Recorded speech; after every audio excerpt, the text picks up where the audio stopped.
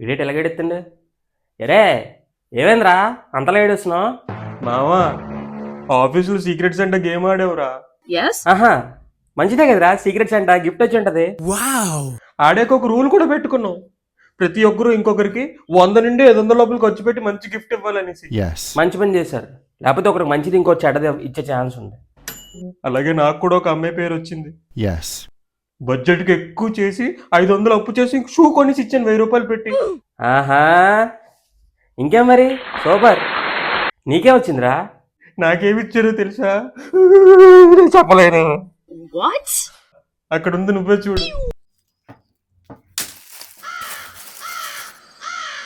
అర్థం. అది ఇచ్చినందుకు కూడా నాకు బాధే లేదురా. నేను ఏ అమ్మాయికి అయితే షూ ఇచ్చానో ఆ అమ్మాయికి నా పేరు వచ్చింది. తనే అర్థం కొనేసి ఇచ్చింది మావా. ఎంతకి అర్థం ఎందుకు కొనేసి ఇచ్చింది మావా? ఇంకా అర్థం కాలేదా? నీ ముఖం అద్దంలో చూసుకోమంటుంది. అయినా సరే నువ్వేం చేయకుండా అమ్మాయి అలా ఇవ్వదే. ఇప్పుడు నేను చెప్పి ఏం చేసావు? అంటే ఎలాగో గిఫ్ట్ ఇస్తున్నాం కదా అని ఒక లవ్ లెటర్ రాసి ఇచ్చాను మా.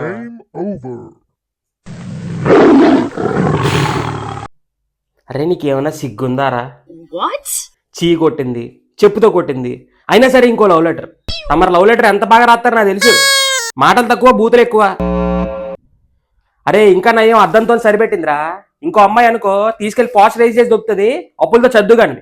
చెత్తనాయలా దొరక దొరికిందో జాబ్, దాన్ని కూడా చెడదొబ్బుకుంది. అరే